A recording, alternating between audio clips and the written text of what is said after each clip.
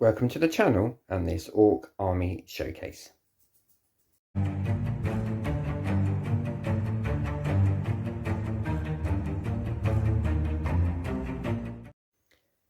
And here we have my Ork Army, called the Profitz of Gorkamork. Note, not Gork or Mork, but Gorkamork, more on that later.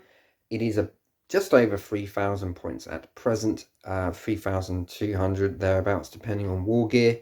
And it is actually quite far from finished. There's a lot more to come, but I thought now would be a good idea to explain a little bit about my Ork Army, the background, why they're orange, and so forth.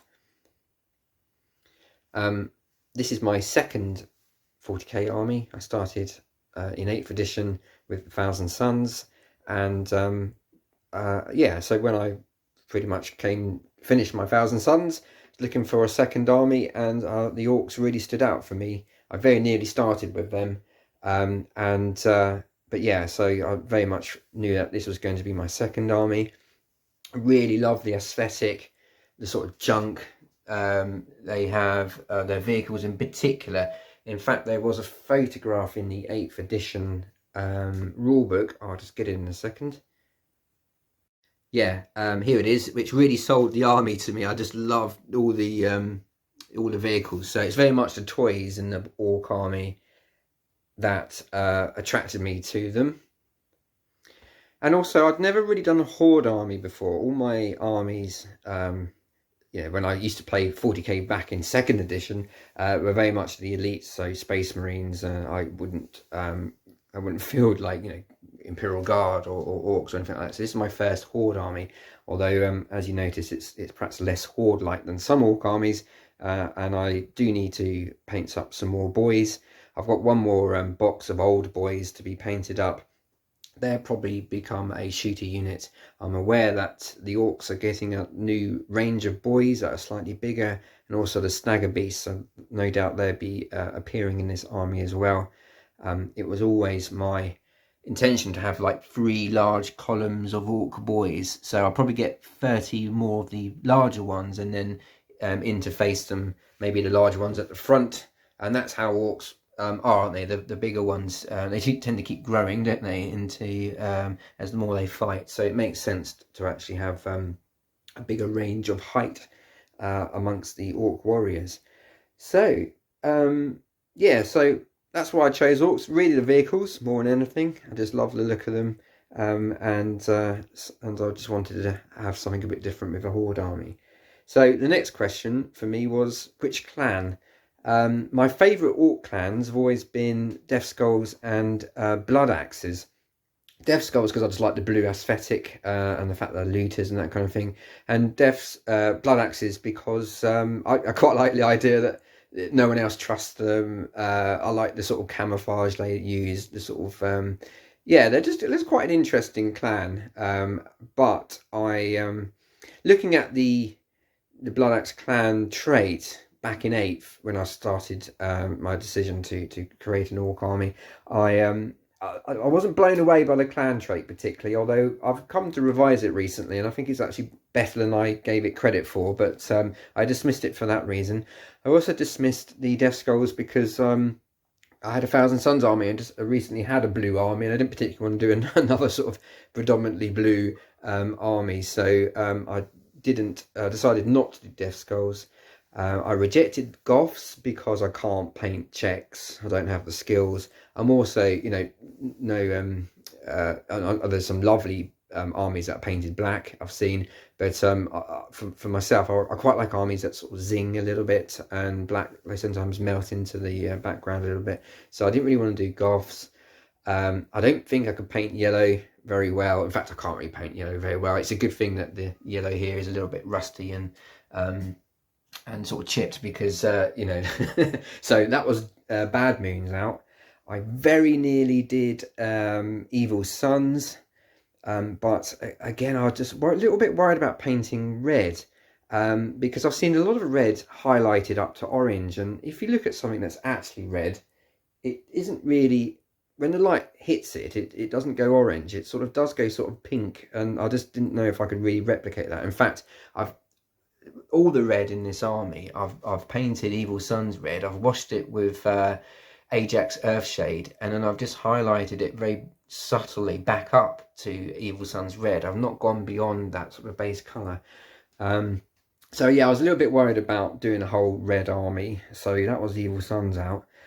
Snake bites. It wouldn't really fit with the heavy vehicle lists I was hoping to get for the Orks, because obviously they're more traditional. And also I didn't think the clan trait was that good. 6-up shrug across the army. I mean, it's nice and simple, but there we go. And then freebooters.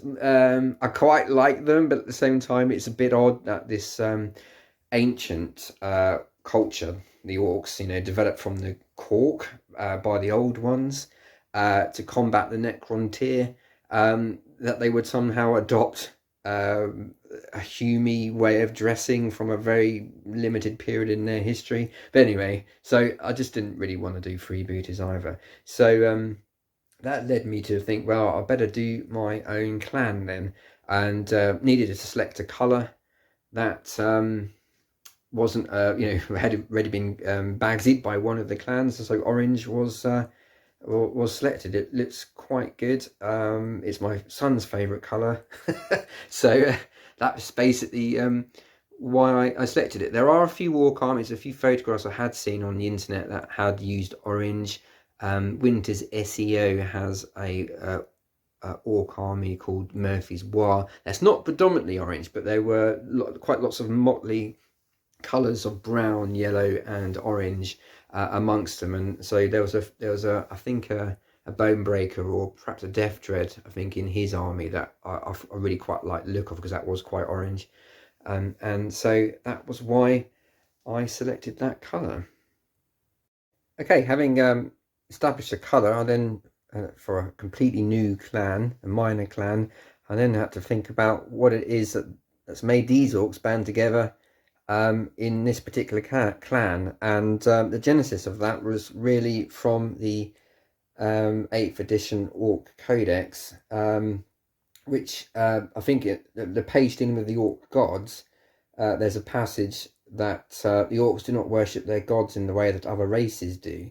They do not have priests or raise grandiose temples, but instead honour their deities by hurling down the idols and shrines built by others. And it was very much, you know, the Orks are a culture that have stayed the same for millennia. They you know, they have their way of doing things, and it served them well. Might is right. You know, they don't scheme like other races do, that they would recognise they just want to have a good scrap. They would be wholly uninterested in religious dogma as a species, and I thought it'd be quite interesting to sort of have a slight variation of that, a kind of like almost like a twist on how Orks do things, and so I come up with this concept that these Orks relate to an Ork world, an Ork empire that was so very nearly consumed by the Cicatrix Maledictum, or Gork's Grin, as the Orks call it, that they one system to the right, galactic right of them, was sucked into the warp, but this one world just about managed to stay in real space, but was bathed with a huge amount of warp energy, which generally speaking doesn't affect the Orks too greatly, not like humans, who would be, you know, warped into demons or turn chaotic. But it did have a very subtle impact on a number of Orks that survived. Most Orks were destroyed by the warp energy, but a number of Orks survived, one of which was a yet unnamed warlord of the entire Waaaagh, who, when I do get in, will have the Ghazghkull miniature and follow the Ghazghkull rules. But then he came to after this massive eruption of warp energy flooding over the planet that he was on, and he came up with this massive revelation that the Orks have not been worshipping the right gods. In fact, there is only one Ork god, and that is Gorkamork. and all the other orcs who are worshipping Gork and Mork are wrong. And so he started preaching, to want of a better word, how he felt that the orcs were worshipping the wrong gods, and somehow managed to not get killed, and has over the centuries, 200 or 300 years since the Cicadrix Maledictum, have built up quite a following of orcs. So he's either managed to persuade or has just clocked them on the head, so they are following him. Most of them are the latter. That the orcs have got it wrong, and they should. There's only one orc god. The fact that the name of this orc god is simply the mash of the two gods put together has seemed to pass this particular orc by. To some extent, they don't go into too much religious dogma. Even these guys are Profitz of Gorkamork, but that's how they feel that the other orcs are wrong, and as a result, they started to preying on some of the other orc worlds and empires near where they live in the galactic plane, and have begun to build up a bit of momentum. Ultimately, after 300-400 years' time, this orc war is consumed by a larger standard orc war, and they disappear from the pages of history, probably barely even noticed by the Imperium. So it's just sort of like, what if there are some slightly odd orcs who view the other orcs as heretics, and don't believe that their religion is the correct one, and they've got their own monotheistic religion. The twist, of course, is that there's absolutely no difference. They all still worship. They still worship the elements of brutal and cunning and brutal. And in reality, they are absolutely no different from any other orc. They like fighting and just doing orky things like crumping people. Of course, the upshot of all that is that just of having your own clan, it just enables you actually in the real game to choose pick and choose your clan traits as you fancy them. So you're not particularly tied down to any particular clan trait. Although I do tend to mostly do Death Skulls or Evil Sons. Once I do get the Ghazghkull miniature and name him as the ultimate warlord of this boss, then I may obviously field them as Goths. Because obviously it helps if Ghazghkull is leading a Goth army. So yeah, so that's basically it. It's no more really highly developed than that. The lore, the other than they seem to have been attracted to the Thousand Suns empire that Magnus the Red has been carving. He's made the planet the Sorcerers, or Prospero, appear around the orbit of the other.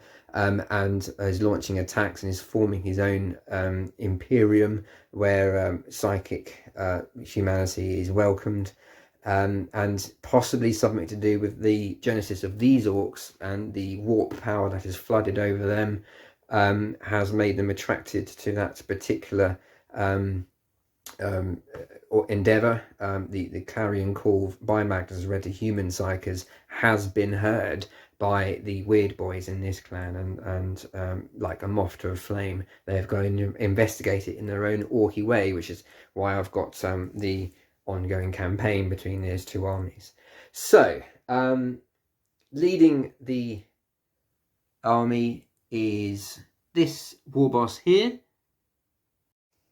This war boss is Skarzot Face Crumper, and I pretty much run him with the same equipment in every game, which he has the shiny gubbins, the big red claw, which is a unwieldy, it's a non-unwieldy power claw, and he tends to have the biggest boss, which increases his stats and allows him to reroll failed hits, I think, and then the claw allows him to reroll failed wounds. So he's a very powerful unit.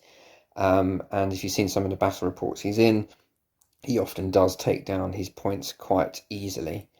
Other HQ choices. This is Osgolf Steel Boots. Now he's the big mech with a custom force field, and he's supported with his Grot Oiler. He obviously is responsible for all the vehicles in the army. I'd like him to be a bigger miniature. I'm thinking about possibly converting a larger orc to represent his status within the Ork Army, particularly when those bigger boys are coming in. He's going to start looking a bit small, I think, for an HQ unit. But there he is. At present, that's who he is. And then over here, third HQ choice is the Weird Boy. The Weird Boy is called Git Zog Flamespitter. Like most weird boys in Orc society, they tend to get shunned. The other boys don't like being around them because of the wild energy spilling out of them. But the slight difference in this army is that the weird boys are a bit more respected. They're still shunned, but they're not completely treated with the derision that they usually are. And in fact, he's this weird boys in general are very well received by the Profitz of Gorkamork, as they are themselves prophets and conjurates to the god Gorkamork. Next we have Zogabafang, the last HQ slot in the army so far, and obviously he's on a Death Killer War Trike, and he tends to charge around with the faster units in this army. Not particularly interested in tactics or leading, just really wants to get stuck in and crumping people. Last character in the army, although he's technically an elite slot, is the Pain Boy, Doc Grob Slice and Dice Dagger Fist. And yeah, I very frequently take the Pain Boy along just to try and keep the boys upright a bit more. And in fact, he's not a bad unit for close assault with the Power Claw. So yeah, I think he's pretty worth his points, and very frequently take him. So they're the characters, they're the leaders. Then have a look at the troop slots next. Okay, I almost always field at least 30 Orc Slugger Chopper Boys.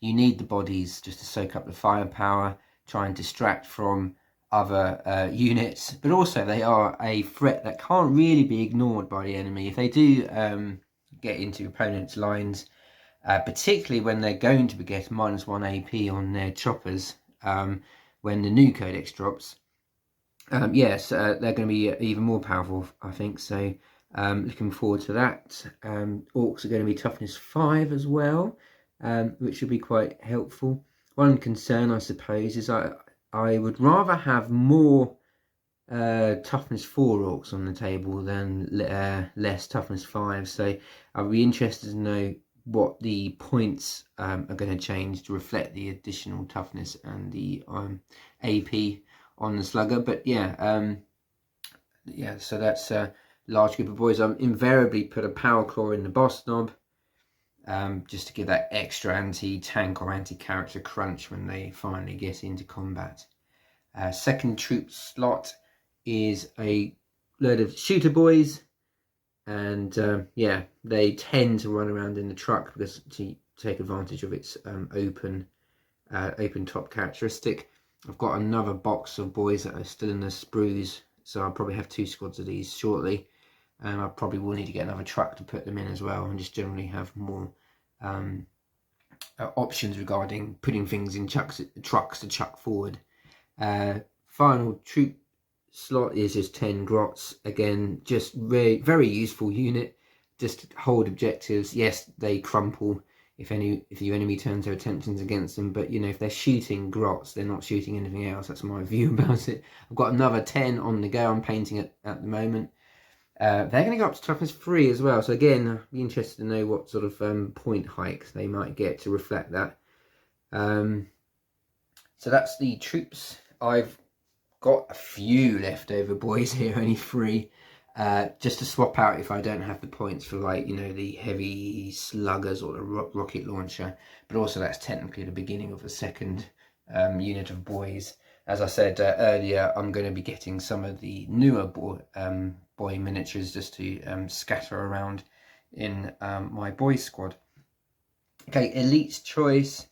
Mega Knobs, really good unit. Quite pricey, but they generally do they do get their points back. They're very hard to shift, and once they do get into combat, they are very effective in just ploughing through things. I've already mentioned the Pain Boy. I've got a squad here of knobs, just normal knobs. Again, smattering of power claws, big choppers, and just slugger choppers who will invariably be the first casualties. That really was just orcs left over from the war boss kit. Yeah, they're quite good actually. If they can be just dumped in, and they do pack quite a punch. They can't take it so much, but they do pack quite a punch, so it can be quite a nasty unit if they do get into combat. Also in the elite slots, I can't remember if they are elite or fastest attack actually, top of my head, but yeah, war bikers. Now I sometimes run these as standard war bikers, or sometimes run them as knobs on bikes, depending on points and that kind of thing. But again, they've got a lot of DACA, 6 dice each, and with the boss knob, with the power claw, they've got the ability to take out larger units. And then heavy support, the Bonebreaker. Yeah, again, this is another reason why I went for Orks. I just love this miniature. I've pretty much fielded it in every single game. I find it quite effective with the roller coming on, usually in reserve or possibly in the bubble chucker, not bubble chucker, the teleporter. I've found that it can be quite a useful unit, and it is quite tough, toughness 8. It's got a reasonably good gun on it, although often it finds itself in close combat, so that gun is less effective. Yeah, also Mr. Tickle, who sort of reminds me of characters, I don't know if they're well known outside of England, but the Mr. Men, one of which is Mr. Tickle with lots of tickly arms, and I just quite like it because he's just got his power claws, no shooty weapons, just runs up and crunches them. Although so far he's not done very much in my games. He keeps turning up late and getting shot off, or just not quite killing what he charges. But there we go. Heavy support again, looters, nice looking unit, nice and chunky. Needs a bit of backfield DACA, I find. With the stratagem, given more DACA, makes them particularly good. A little bit again like a glass cannon, though they're only toughness 4, 6 up save, so they can themselves be shot off quite easily. But you do have your grot shields stratagem available to protect them to some extent. Then I think that's it for elites. Fast attack, we've got the shock jump dragster, really good mobile artillery unit. The rifle strength 8, d6 damage, I think it's -2, maybe more, but yeah, and also has the ability to zip around. If you advance with it on a 4-up, it can effectively deep strike. You can put it within 9 inches of outside 9 inches of the enemy anywhere on the table. And the Mega Track Scrapjet, again another good mobile artillery unit. They're sort of like toughness 6, 8 wound miniatures, so they can't take a lot of anti-tank. That's their sort of weaknesses, but generally speaking, they're quite useful. And as vehicles go, they're not too bad in combat either. Particularly the Mega Track Scrapjet, which has the ability to do mortal wounds on the charge. That combined with stratagems such as ramming speed, which I often use with the Bonebreaker as well, make them quite effective in close assault. And then last but certainly by no means least is my newest addition to the army, the Stomper. I always knew I was going to put a Stomper in my army. I just love it. It's a shame it's 900 points. 900. You know, that's half your army in virtually half of your army in a 2,000 point game, and it very rarely kills its points value. I've told it's not a very good unit for points efficiency, I think is what they call it. But I just, rule of cool, this is what having Orks is all about, isn't it? The Stomper. I've yet to play it in the game. It's going to be used very shortly.